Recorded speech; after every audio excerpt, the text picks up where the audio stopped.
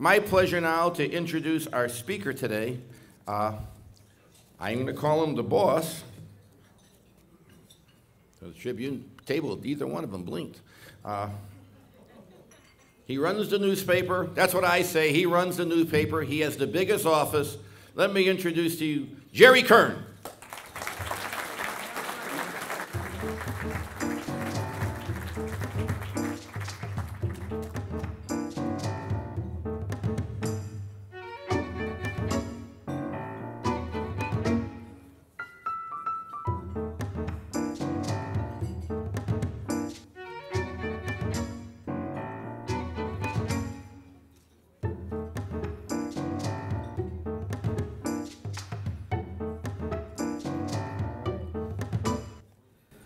Thank you very much. I'm very honored to be here again at the City Club and glad to see all of you here.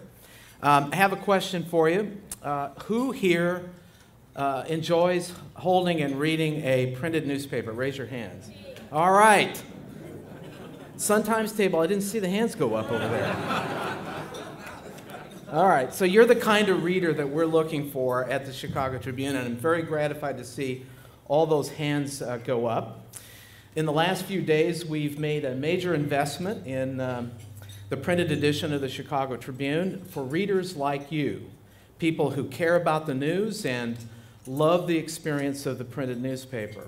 We've added deeper coverage and new features in all 44 full news pages a week to meet the expectations of our most loyal readers. Now, that's more space than we had 5 years ago, and about the same as 10 years ago, and a lot's happened in 10 years, as you know. We think it's a smart move that at a time when many others are holding back, and more important, it's an investment, I think, that rewards our devoted readers, builds the Chicago Tribune brand, and I think will support the kind of journalism that our city, state, and country need right now. And we hope you agree. I want to share some details about the initiative shortly, but first wanted to give you an update. When I was here last, I spoke to this group in January of 2010. I talked about the ongoing transformation of the Chicago Tribune in the wake of structural changes in the media industry and also in response to the Great Recession. So let me give you some headlines on where we are now. Tribune Company and the Chicago Tribune Media Group are profitable and always have been.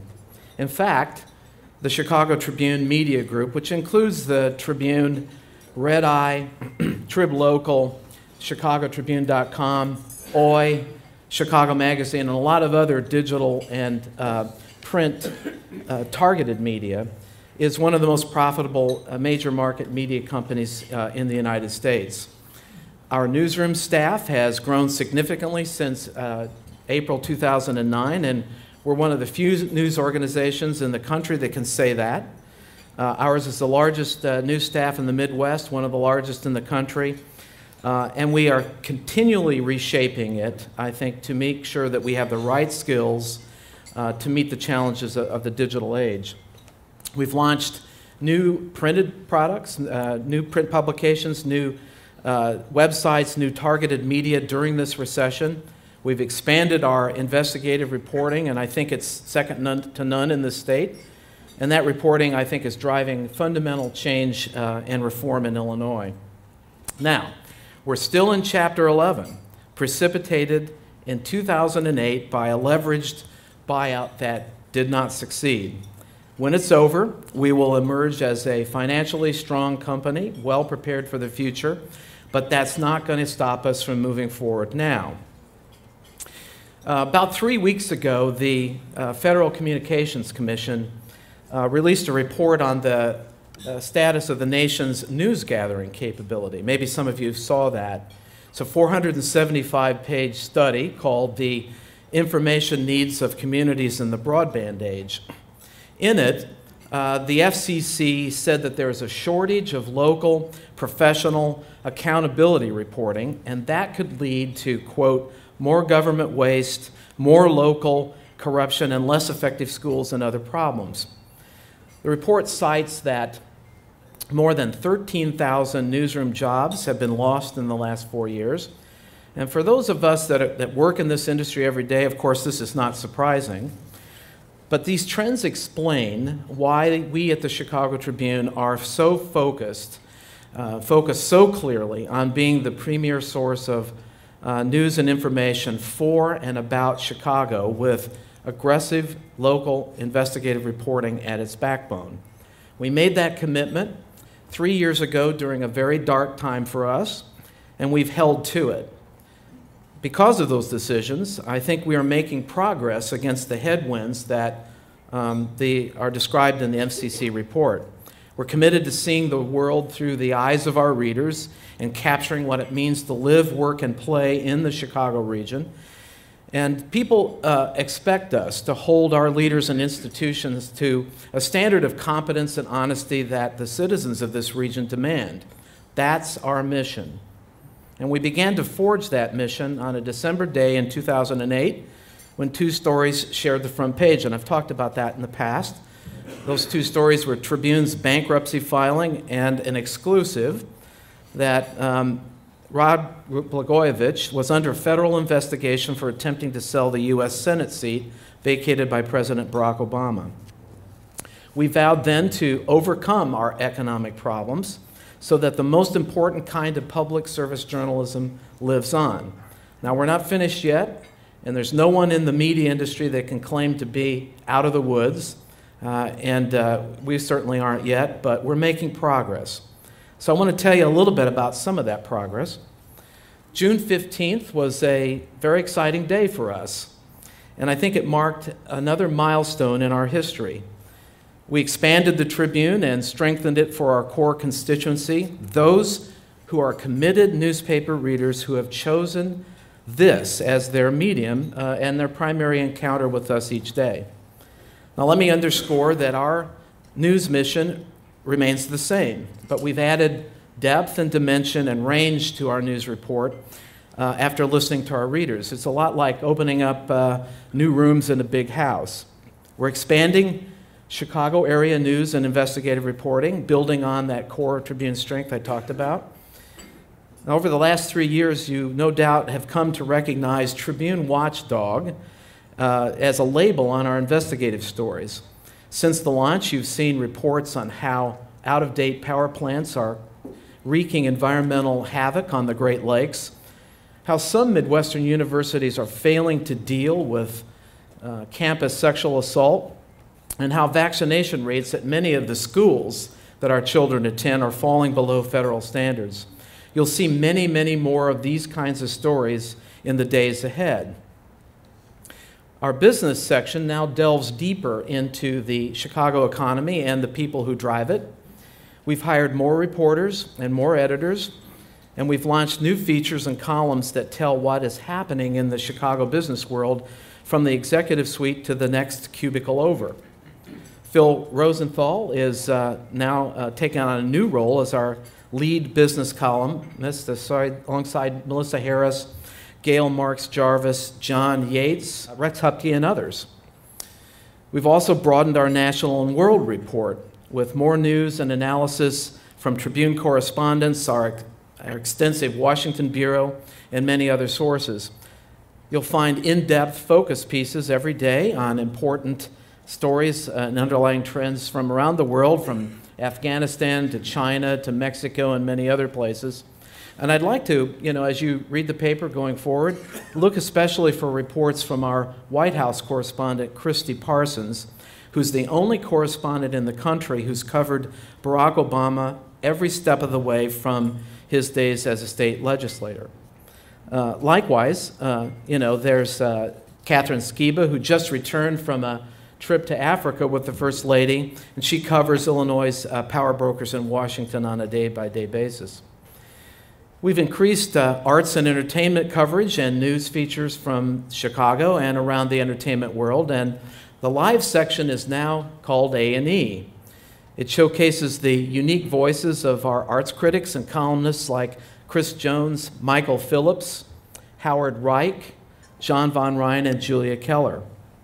And each Thursday, we bring you our new dining section, which is a roadmap to the treasures of the Chicago's food, wine, and restaurant scene. And we've also added to our perspective pages on Wednesday, Thursday, Friday, and Sunday, where we offer editorials and commentary about the important choices that face Chicago, Illinois, and the country. Now, opinion leadership is central to our mission at for Chicago, and editorial page editor Bruce Dold and his staff are holding our leaders accountable every day, and they have helped marshal public opinion for reforms across a broad front. We are leading an agenda for change centered on cleaning up corruption in the state, school reform, government accountability, and economic development in Illinois. Now, as I noted earlier, we've added about 44 full news pages a week, and the paper is presented, I think, in a new design that's classic and elegant, and I hope you think so too. At the same time, you'll notice changes to our website, chicagotribune.com. The site is redesigned and reorganized, and it now focuses on even more on breaking news. And we've come to recognize certainly that people have different information needs at different times of the day. So the website and the newspaper are far more complementary than they once were. You can see this at the top of our homepage, where the news is constantly updated 24/7 from our breaking news center and from the newsroom staff at large. Now, we know that people increasingly want information on their mobile devices. Almost everyone in this room has one and gets alerts on it every day. And the Tribune is going to be there online in your mobile device and meet your digital needs now and in the future. But the printed newspaper remains very special to many people. Now, like you, I use all kinds of media during the day: radio, satellite radio, my iPhone, broadcast TV, cable TV, laptop, desktop, iPad, bring it on. But picking up the paper is a very personal experience for me, and there's an emotional connection that I get from it that I don't get from other media. Maybe you feel the same way. So we're investing in the paper to ensure that it remains vital and rewarding for many years to come. And by doing so, the Chicago Tribune is one of the few newspapers in America that is growing again. Now, these changes, and more to come, are responses to a rapidly evolving media environment. And I want to offer a few observations about it and how we're dealing with that, responding to it. First, audiences will continue to fragment, and each one wants customized information and a unique experience in the medium of their choice. Mass media are becoming niche media. Now, we've created the new Chicago Tribune for very large audience segments who are devoted to this medium. And of course, we want as many people as possible to read the printed edition of the Tribune, but we know it won't be for everyone. We will create other media for other audiences. We've already established a wide portfolio of print, digital, and targeted media to reach different audience segments, and that portfolio will grow in the future. Second, consumers truly are in command of their media today, and they will be their own editors in the future. And all the editors in the room, don't leave just yet. You can see this in the breathtakingly fast adoption of social media. Facebook penetration in the among those that are connected in the Chicago region, 80%. 80% penetration is astounding. The iPad and other tablets and mobile devices already are profoundly changing the way we interact with the news, and it's going to give people real power to customize the information to meet their personal tastes. Now, you can now download, by the way, a Chicago Tribune iPad app. It's brand new. You can go to the iTunes store, and we're going to be doing a lot more in the future in the tablet medium. Third, in the digital future, somewhere in the digital future, it seems likely to me that consumers will have to bear a greater share of the cost if they value news. Without money to support news gathering, the enterprises that create so-called free news will wither away, and of course we all know that nothing's free. Mobile technology is already changing the deal with consumers who are becoming accustomed to access fees, to paying for apps, or giving more registration information when they join a website. But because people have this enormous choice of options, they will pay only if they see unique value in what we offer them.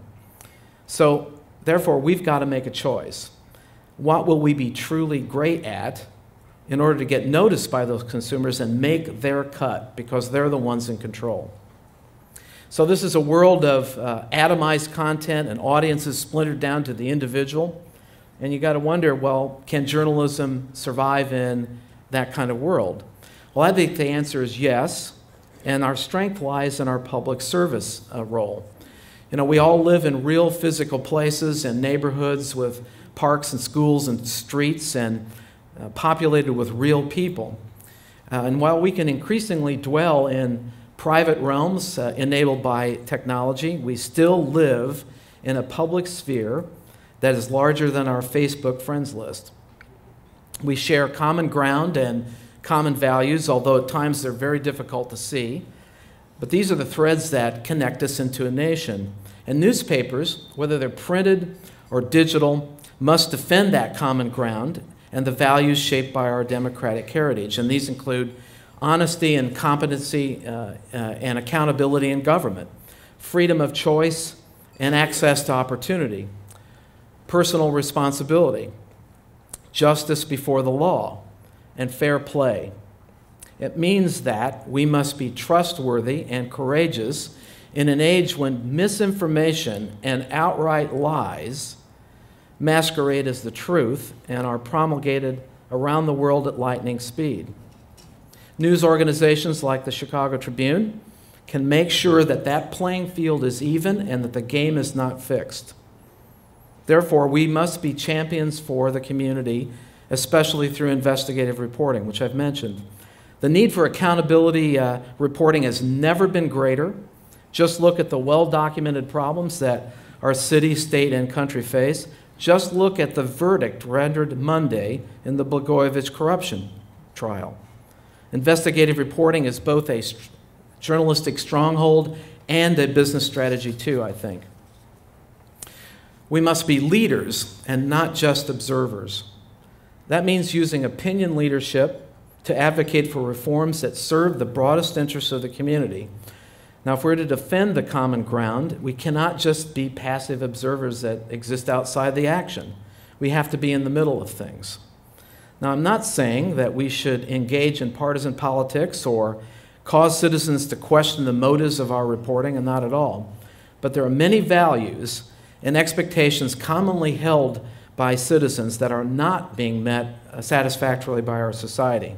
We face deep crises today, and we can and should point a way out. We can be the community's meeting place, its convener, if you will. We can be the forum, whether it's real or virtual, where people can meet us and others and explore their interests, argue their viewpoints, and form communities. At the Chicago Tribune, we're doing this through our Trib Nation program of public events, and maybe you've been to some of those. As you know, we've partnered with the City Club on 2 or 3 of them as well. Probably do more this coming year. These events represent a new interactive platform for our journalism. We bring together citizens, newsmakers, and Chicago Tribune personalities and writers. These programs range from public affairs forums like Chicago Forward to personal development seminars organized by Tribune to our weekly Chicago Live stage show that we do at the Chicago Theater in partnership with the Second City. I'd like to show you a short video clip that captures some of those Trib Nation events.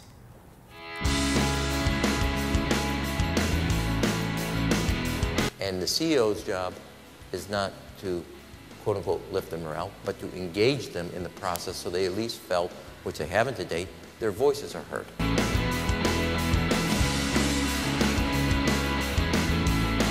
college, I took a course with Dr. Robert Coles, and that was a wonderful class that all my cousins were in it too, and so I, of course, took the notes for everyone.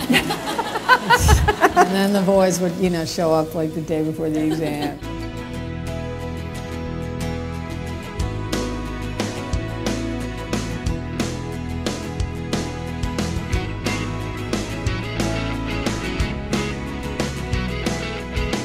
We die of cancer, but we die because we're too frail to weather the storm of cancer. And so you can get your activity any way you want. And by the way, get more sex. Worried about paying for college? I can help. Tips for parents and teens.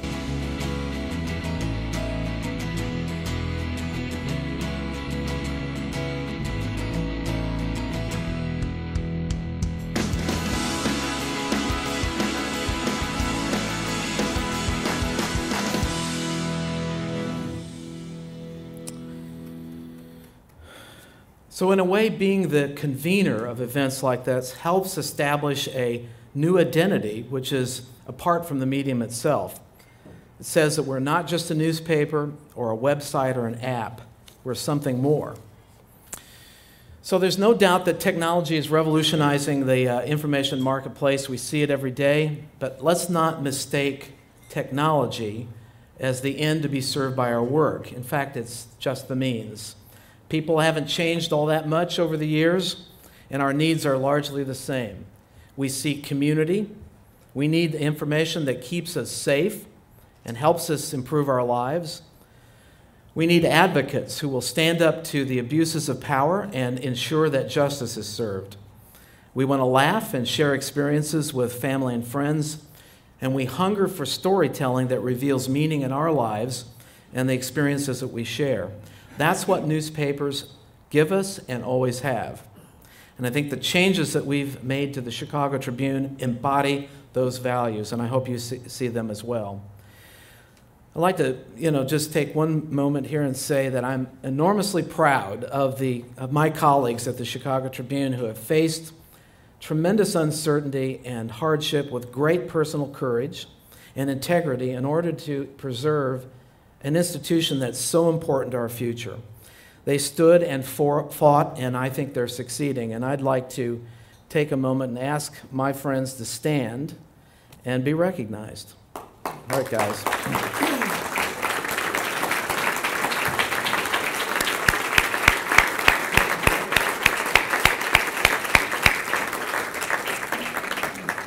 So now we're embarked on a new journey, and we ask for your support. And we hope that you will join us. Thank you very much.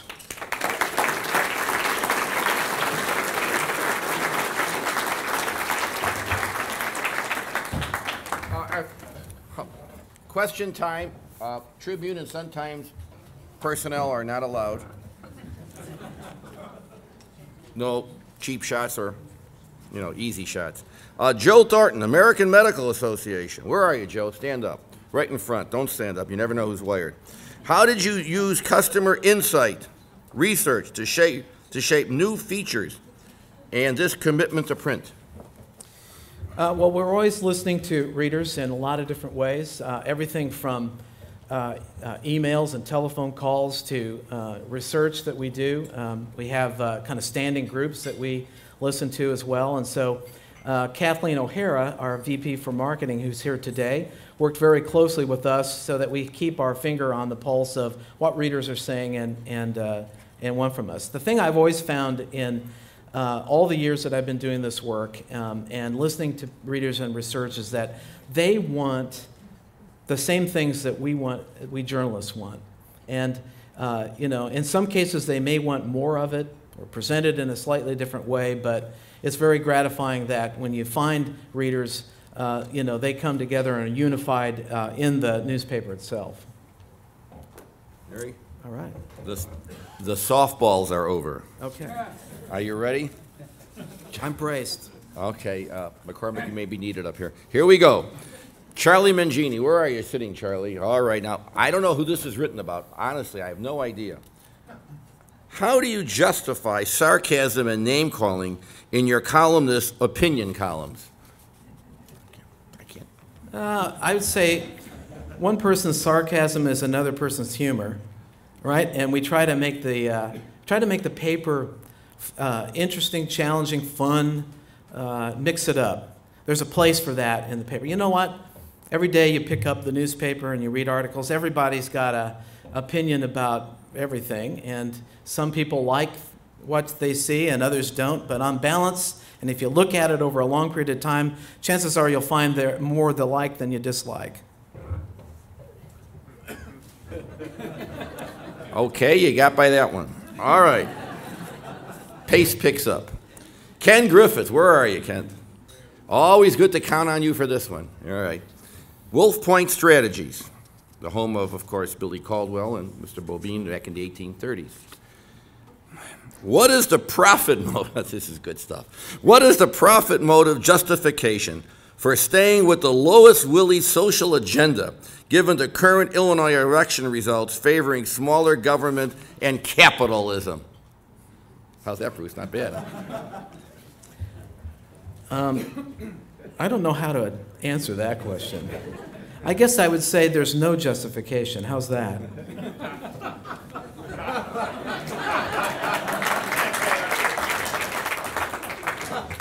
Dancing pretty good, isn't he? All right, here we go. Bernie, is that Bernie D-I-Y-M-E? Where are you, Bernie? All right. It is, from perspectives, it is great to continue print media, but what is your strategy for moving beyond print to digital and interactive reader experiences? More importantly, have you figured out how to make money from journalism in the future? Well, we've figured out how to make money from journalism in the present, which is a pretty good start.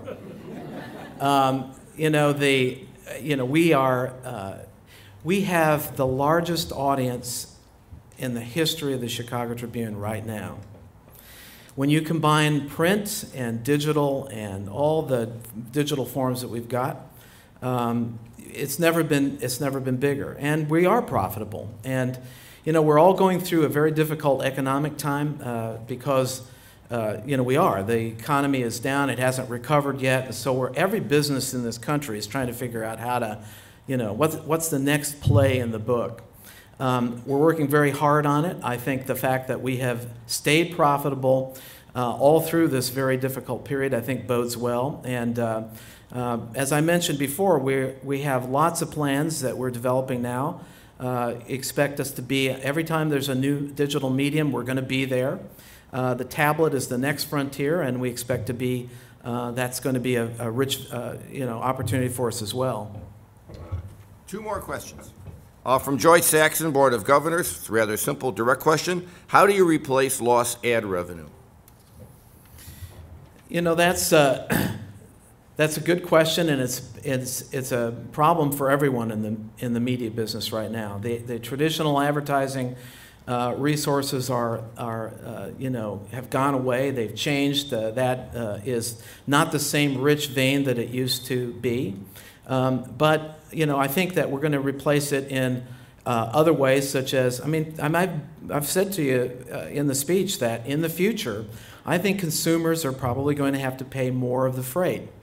That's the way it is in Europe and has been for a number of years. The balance between what consumers pay and what advertisers support is much more even there.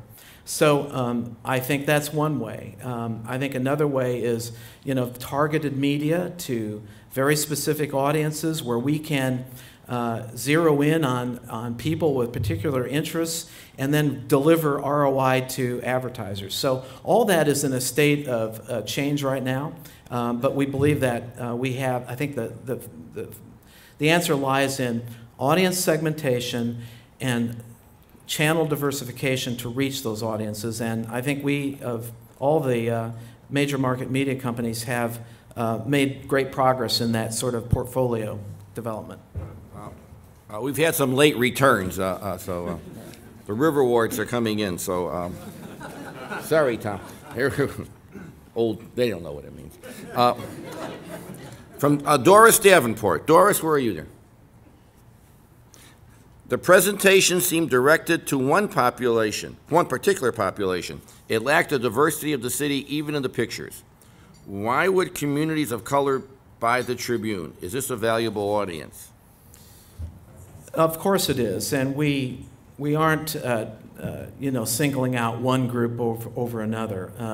Clearly we We believe in diversity. We believe in reaching and serving a variety of different audiences. And perhaps that wasn't reflected in this presentation, but it doesn't mean that that's not what we're doing. We are every day. Okay, we have two real quick questions. Judith Turk. Judith, raise your hand, mademoiselle. Isn't it too expensive to print 2 formats every day in the smaller size? I assume you know what that means? No, it's not too expensive. We wouldn't be doing it otherwise. We found out how to do it, and we're delivering that because that's what people said they wanted us to do. Last question. Judith Reese, will Tribune news stand price go up to pay for the extra pages and opinion pages? Newsstand price is not changing. It stays the same. And home delivery will still be offered to readers at a discount. But let me add something about price and worth. So I just paid my cable bill. Now, I also have broadband, and apparently buying a lot of other stuff, too. I haven't looked too deep into the bill, I'm afraid to, but $235 a month. I go out and I drink coffee. I go to Starbucks. If I tell you I go there twice a day, that's probably half of the times that I do. $2 every time, so I'm going to call it $4 a day, or, you know, getting close to the same amount of money, $200 a month for that. The home delivery of the if you go into the newsstand and bought the Chicago Tribune every day for a month, it's about $35. I think it's the best deal in town, and I think we hope you do too. How about a big round of applause?